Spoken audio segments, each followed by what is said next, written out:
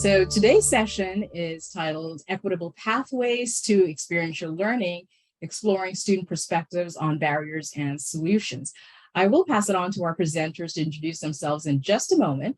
But before we get started, I just wanted to mention that the session will be recorded and the recording will be paused towards the end for Q&A.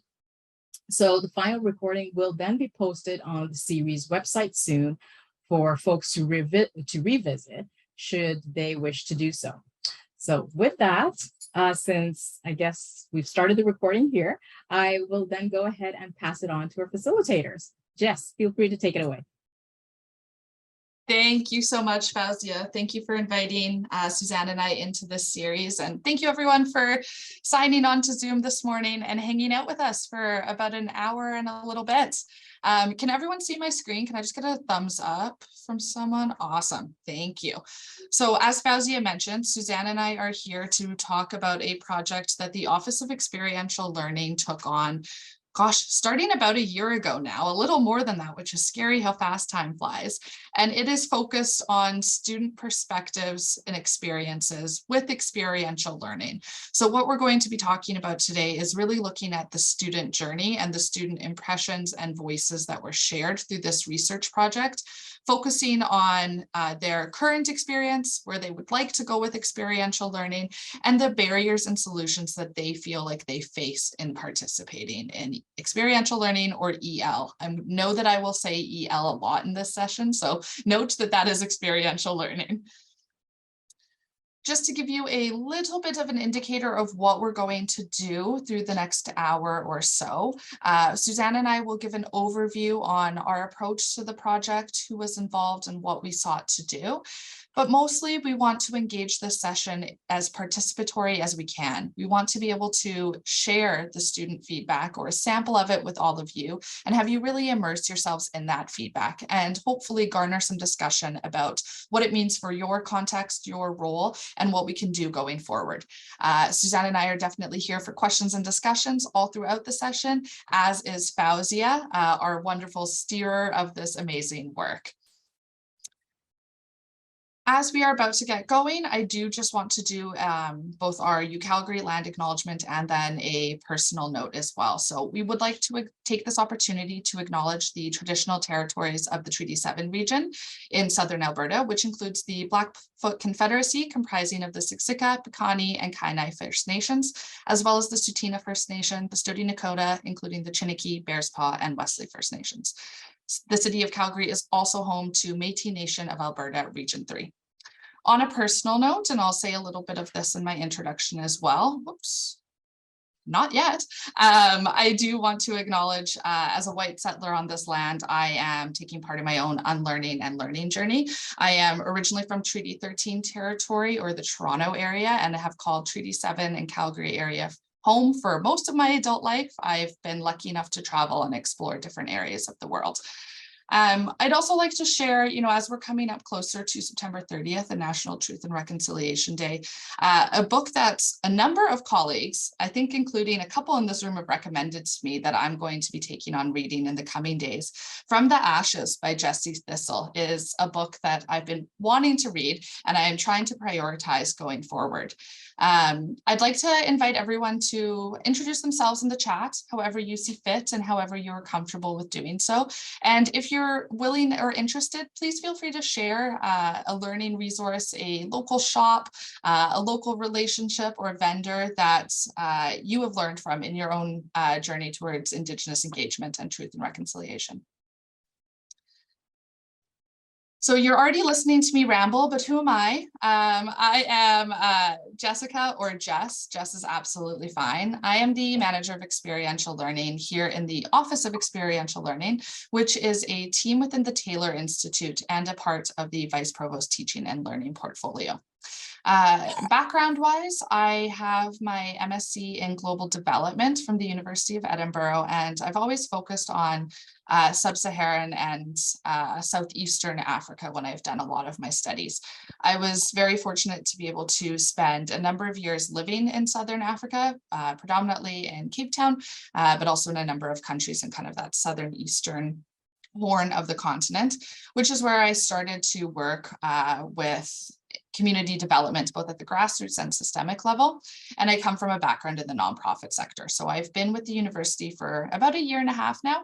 And prior to that was a partner of the university working with the public sector at United Way of Calgary and area.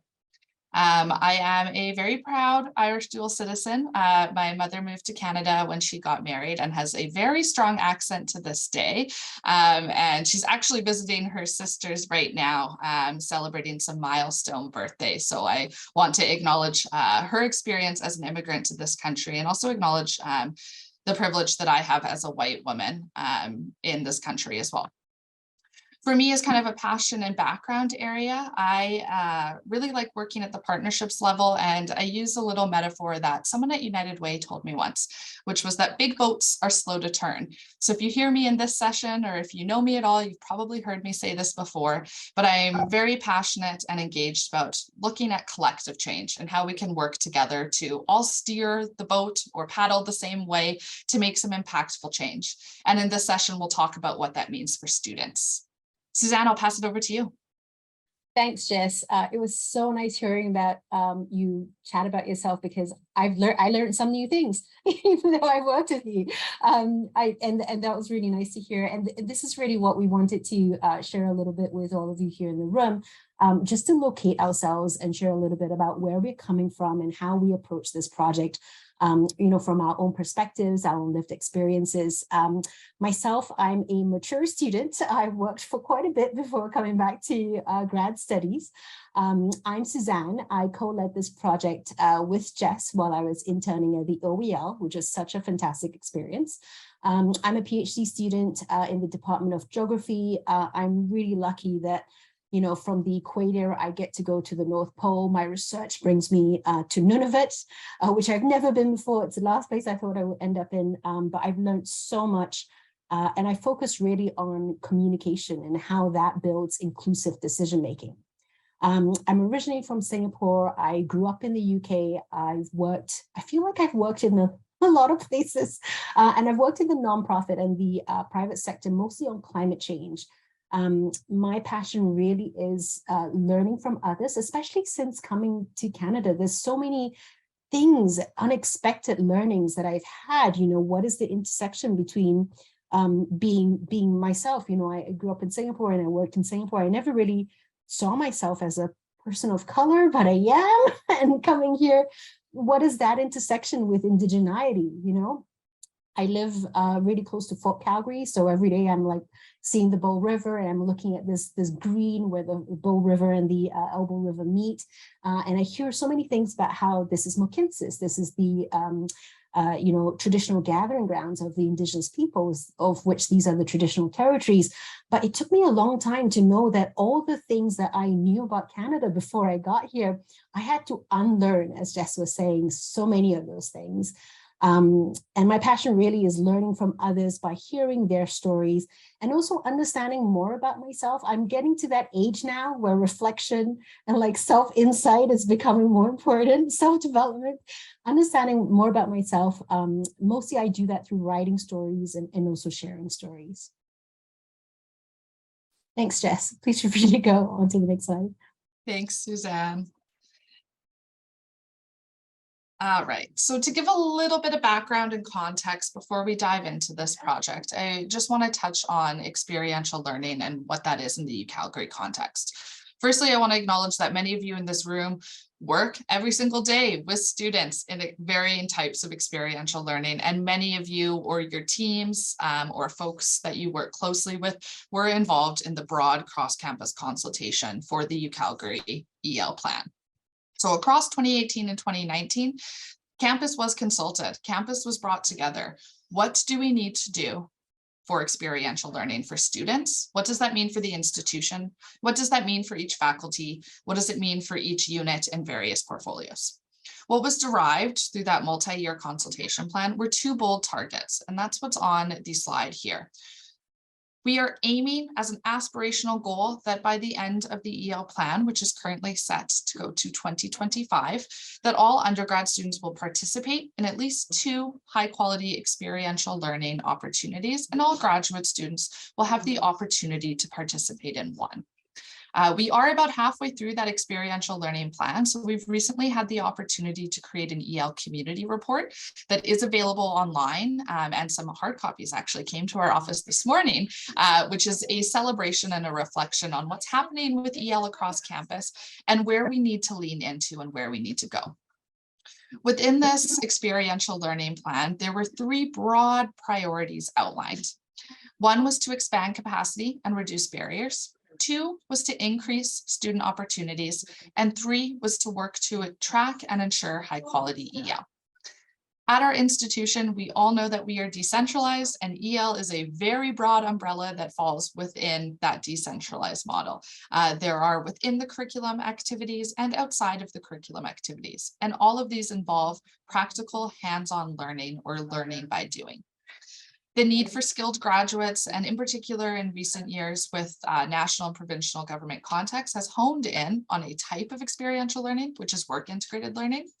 And this project sought to address student understanding, experience, barriers, and solutions with all types of EL. Experiential learning is, of course, a campus-wide priority. So yes, I am here talking about the EL plan and experiential learning and this project, but it is not something that our office takes on in silo.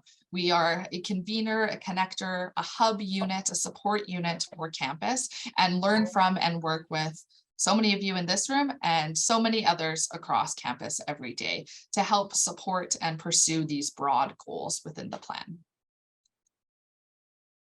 So thinking about the context and background that you've just heard from Jess, we wanted to work towards this EL goal here at UFC by really starting with students, listening to their stories, understanding their lived experiences of what it's like being a student here. And we learned a lot. So as a team at the OEL, we actually brainstormed potential barriers and solutions that we thought students would face or students have experienced. But when we actually heard from students, they highlighted gaps that we had not even thought about.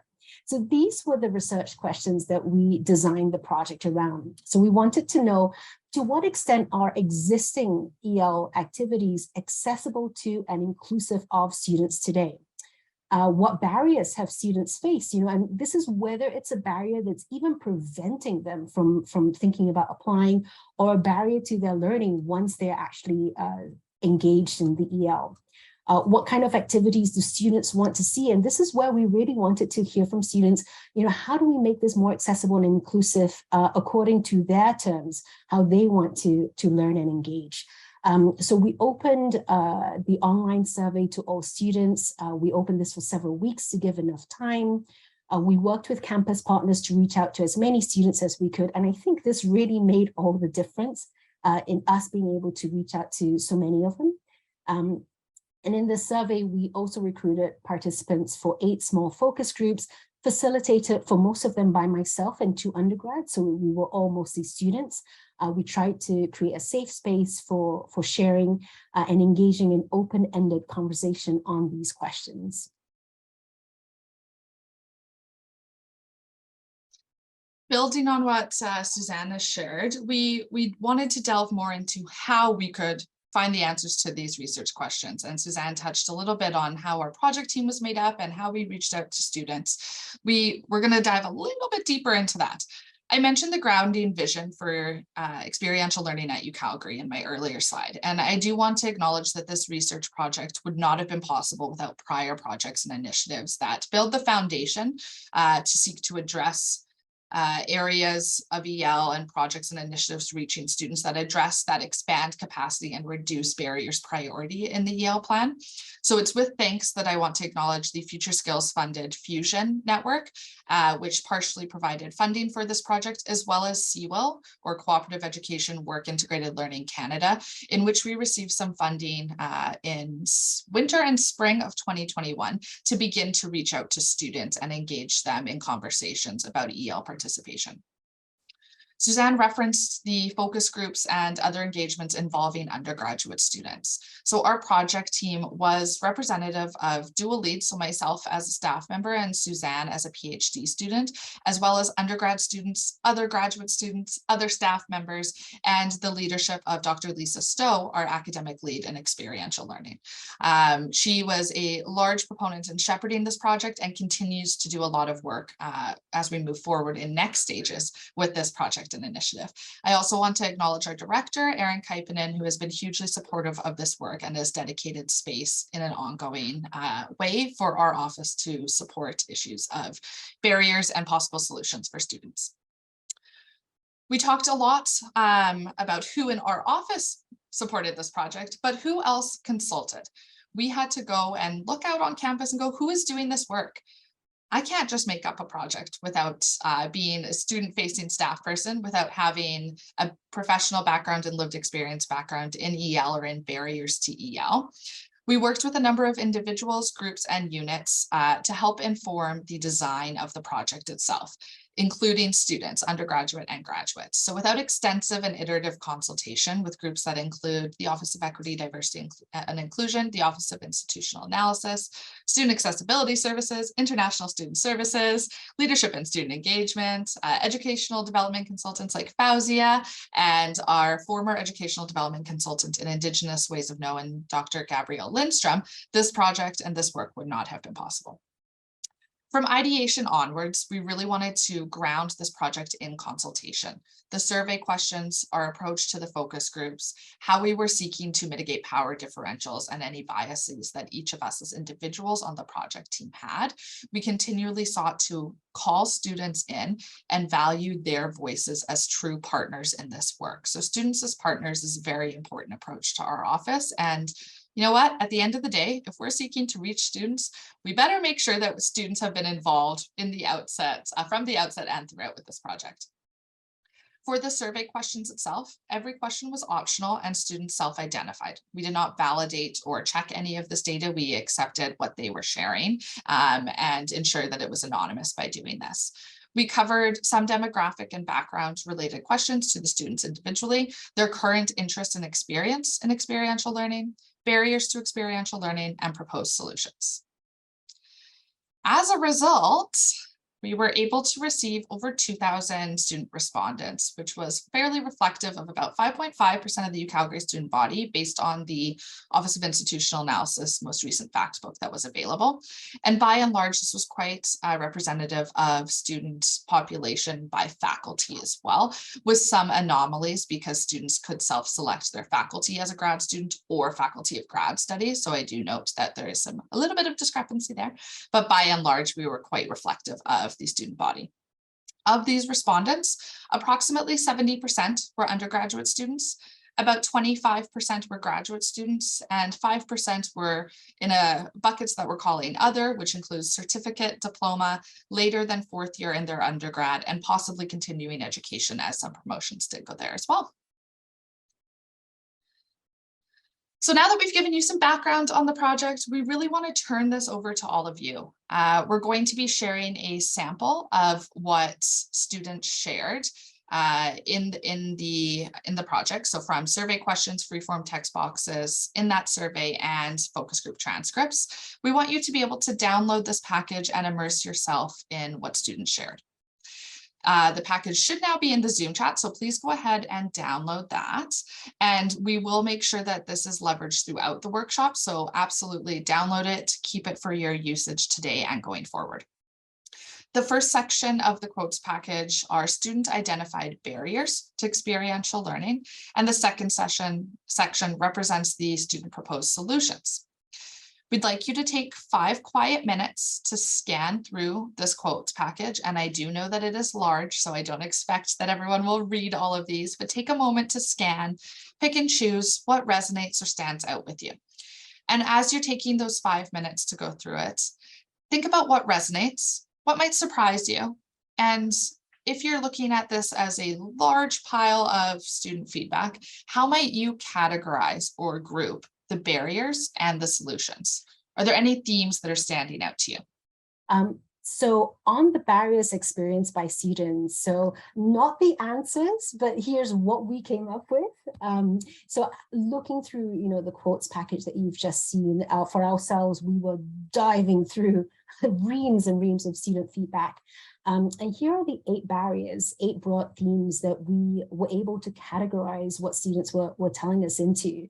So we arrived at these barriers really after qualitative and quantitative analysis of the survey questions, the transcripts of the focus group conversations. In the survey, we asked students to rank a list of barriers. We also have free-form questions asking them to share more deeply about their own experiences if they wanted to.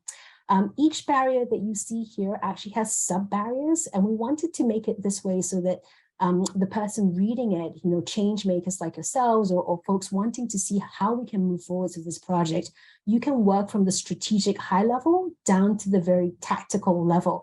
Lorelei, as you mentioned earlier, the application process, and this is actually one of the barrier themes that we see.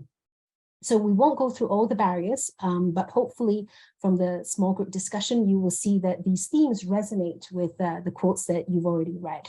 I did want to go through 2 examples. So the first one, design of EL activities, policies and processes. So this actually groups together 3 different sub-themes. And the first is really, how are EL activities designed? So students expressed that, the time, the energy commitment required was oftentimes really too high for them. They struggled with a lack of flexibility, Travis, to your point, in scheduling and deadlines. Students were really hesitant about even applying because they didn't see any policies that clearly state upfront that this is an inclusive learning space, they would feel welcome in. And the second part of this barrier is eligibility criteria. So students shared with us, they sometimes felt like this was really too focused on GPA. They felt like they would love to see more weight given to other skills that they bring. Sometimes the criteria were not clear. It was confusing. So students were not sure if it was meant for them. If they couldn't see themselves reflected, they thought, oh, maybe I'm not the target audience. International students in particular, to your point, Fazia, they felt really left out. They felt that they were not eligible for opportunities that they really wanted. And on the third part of this barrier is the application and selection process. So students expressed that this was oftentimes, too complex. It was unclear. There was very little support for them if they wanted to reach out to someone to clarify things. Short deadlines especially prevented students from even applying. And when they went through the process, when they invested the work to apply, some students shared that they were troubled by the lack of transparency in selection. So I wanted to talk a little bit about another example here. So if we look further down on the list, limited understanding and awareness of EL. So this is a barrier that again includes 3 different sub-themes. And the first one is that students may feel uncertain and anxious when there isn't clear information on very basic things like, the format of activities. How are students expected to engage? Do I have to do public speaking? It might be something I'm terrified about. Who am I going to be working with? How is the team going to be selected? Am I going to fit in with the team? What is the schedule like? Is this going to work for me with all my classes and all my other commitments? What are the practices for inclusivity? And if these aren't clearly stated, or it's hard to find out, students might feel unsure that this is really the right thing for them. The second part of this is that it's oftentimes, and this goes back to what Jess was saying, it's oftentimes not clear to students, what is the value added? Why should I do this? How is this EL activity going to add value to me, to my resume, to my future, especially when I have to trade off, my really heavy academic workload, I have to trade off time for my part-time job. And that brings us to the last component of this barrier, which is really frustration, because Eileen, as you mentioned earlier, it can take a lot of student labor, a lot of time just to find the right activity or right EL activity for them. And students have shared that it's even hard for them to know where to start. So looking at that second kind of portion from the sample of your quotes package and the second area that we were seeking to kind of thematically organize, what did the students propose for solutions to reduce these barriers that they identified? We've Similar to the barriers, thematically organize them at a very high level into these 6 themes. They're not ranked in any order, the same as the barriers, but we have grouped them based on the number of excerpts that students have shared. The broadest category of feedback focused on enhancing the access and inclusion of design of EL activities. So what does this mean? Students suggested things like simplifying the actual application process. Again, we touched on that and group discussions touched on that. Looking at eligibility requirements. Who are they excluding? Are international students excluded, and are there ways around that? Is GPA an arbitrary requirement because it's always been that way? And are we not taking in other elements of experience and background if that is indeed a defining black or white eligibility requirement? Making programs more flexible or less rigid in terms of what students need to do to complete the activity. Suzanne mentioned this in her summary of the barriers, but how do we be more flexible? If students have a high academic workload and maybe they're also caregivers or have part-time jobs or other things going on outside of school, how do we create asynchronous opportunities for students? Are there opportunities for students to whittle away at on their own time? How are we ensuring that support is available before, during, and after experiences?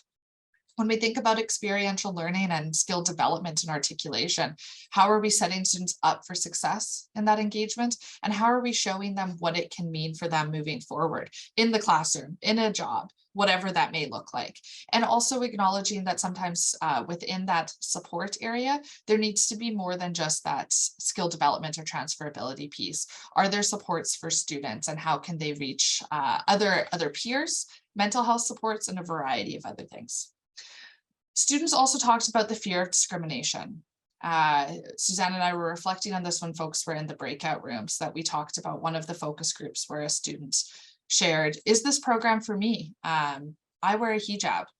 Am I precluded from this? I don't see anyone that looks like me in this program. If I identify as non-binary, or if I am neurodiverse, or if I am an international student, what additional barriers are in place that I cannot fit into? And how do I get supports to overcome that? And is that representation? Is that added supports? Is that flexible timelines?